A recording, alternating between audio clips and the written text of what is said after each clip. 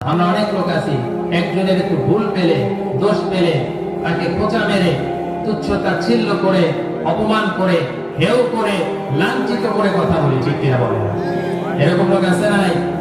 আছে। না, এটা করা যাবে না, হারাম। কারণ প্রত্যেকটা মানুষের একটা সম্মান মর্যাদা আছে না? নাই?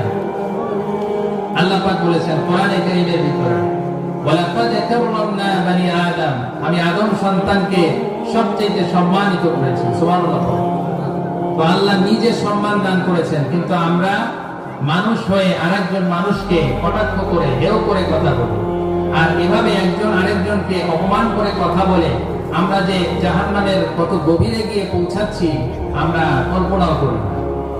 আল্লাহ রাব্বুল আলামিন সূরা হুমাযার ভিতরে বলছেন, ওয়াইলুল লিকুল্লি হুমাযাতিন লুমাযা, দুর্ভোগ, জাহান্নামের দুর্ভোগ তো ওই সমস্ত ব্যক্তিদের জন্য যারা নাকি মানুষের সামনে বসে, পিছনে বসে মানুষকে নিন্দা করে, মানুষকে কটাক্ষ করে, অপমান করে কথা বলে, তাদের জন্য রয়েছে জাহান্নামের দুর্ভোগ। জোরে বলুন নাউযুবিল্লাহ।